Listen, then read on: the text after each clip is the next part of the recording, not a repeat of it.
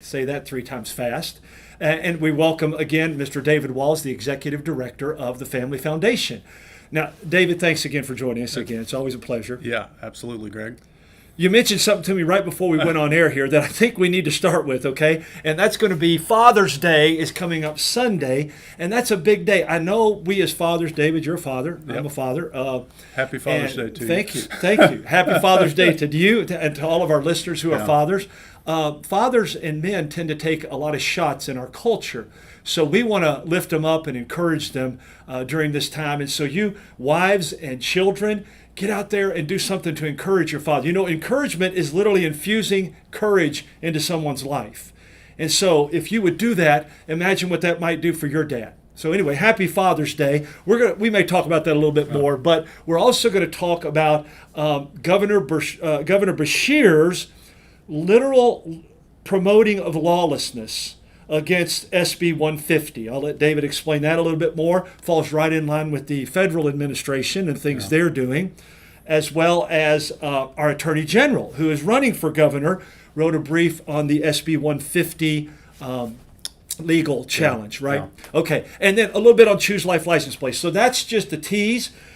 I'm going to pitch it to you, and then we'll come back to some other things in a minute, David. Tell us about what's going on with this, with the governor here. Yeah, Greg. You know, we keep circling back to as SB 150. As we said we SB would. 150. Yes. But really, Greg, what we have seen from the moment that law was passed in the General Assembly early this year has been a concerted effort on multiple fronts to try by LGBT advocates to try to undo the law. And really, we even saw rallies and so forth at JCPS encouraging school districts to not follow the law, saying they didn't want the law to be followed. And unfortunately, that's now what we're seeing being promoted by Beshear through his Kentucky Department of Education and Commissioner Class. And so I'll just kind of catch folks up on what's happened. So the KDE, the Kentucky Department of Education, will a lot of times put out guidance on the laws that were passed and to provide school districts with guidance on how the laws changed as it relates to schools and education. They put guidance out right after the legislative session ended on SB 150 and specifically related to the provisions of the law. And it was, at least on the section of the law that we're going to be talking about here, Greg, was just a straightforward reading.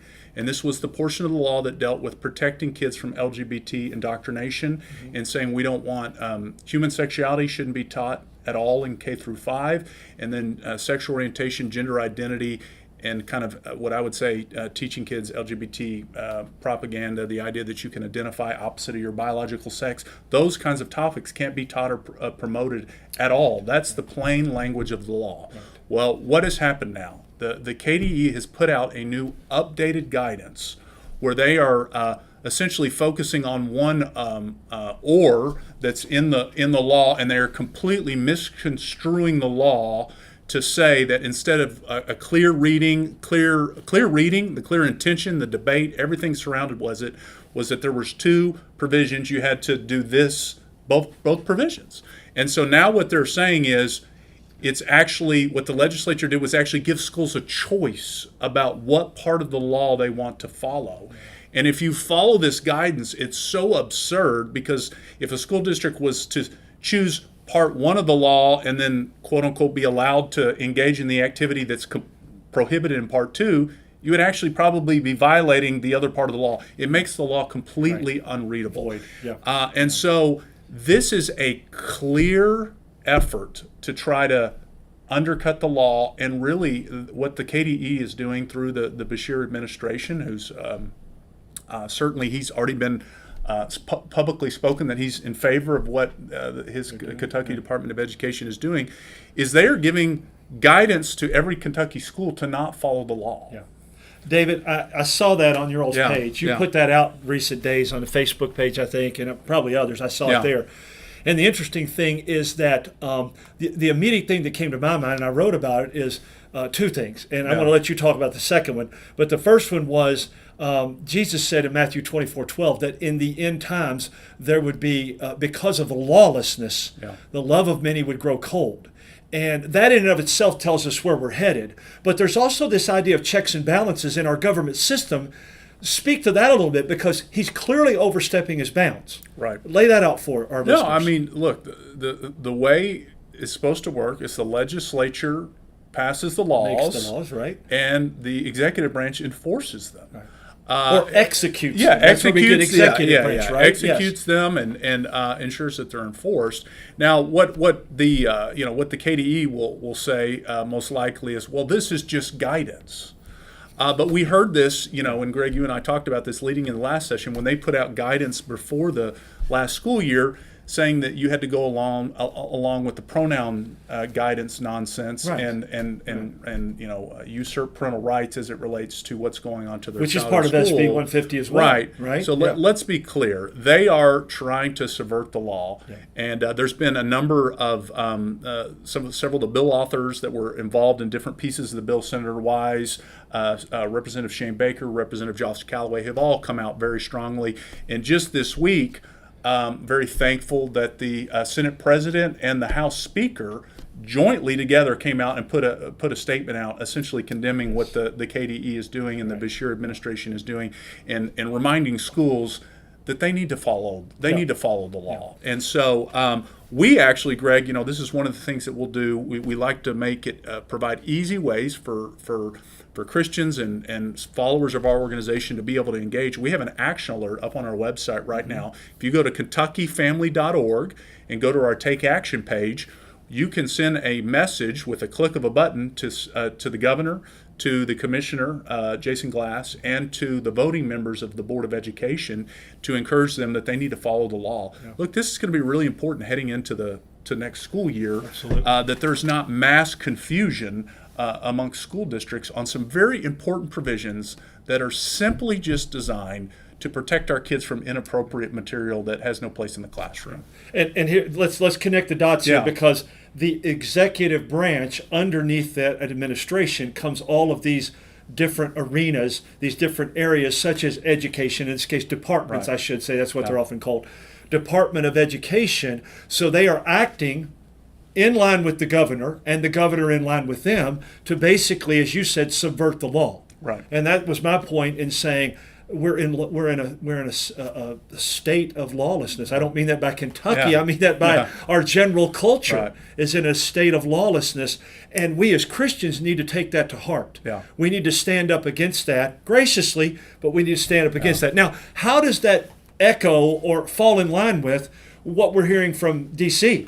Well, I mean, Greg, as you and I have talked a little bit about, but a lot of this really picked up steam during the President Obama's administration, and now with Vice President Biden at the time, now President Biden, really using executive actions to rewrite laws. You and I talked a couple weeks ago about this ongoing effort to try to rewrite Title IX to undo laws like here in Kentucky, the Save Women's Sports laws, and so many others that have passed common sense laws to protect female athletics in light of this what's going on, where we're seeing biological males being allowed to compete in female sports. And so the Biden administration has proposed a rule that would essentially rewrite a federal law. And we've seen this, unfortunately, time and time again at the federal level. And this is essentially what we're seeing here. The governor didn't like, and his Department of Education doesn't like the common sense provisions that are part of this law.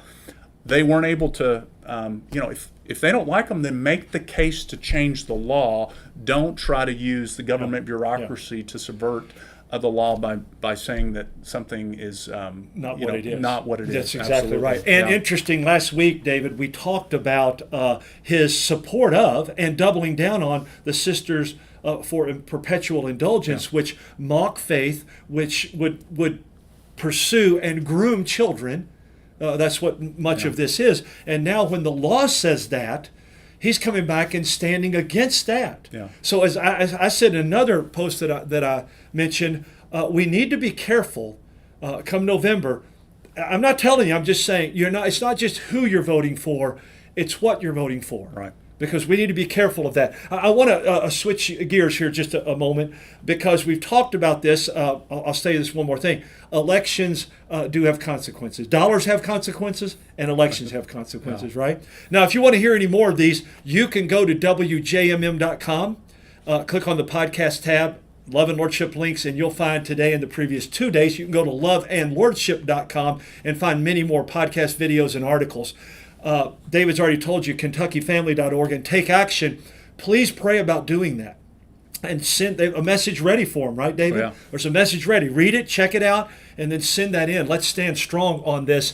But you wanted to close with a couple of things. General Attorney Cameron, his brief. We've talked about, unfortunate lawlessness on the executive branch side. Greg, you and I have talked a lot about too, about sometimes lawlessness from the judicial branch. Yes. And this case hasn't been completely played out yet, but you and I talked about the ACLU filed a lawsuit against one of the other provisions of SB 150 that deals with protecting kids from these harmful gender transitions.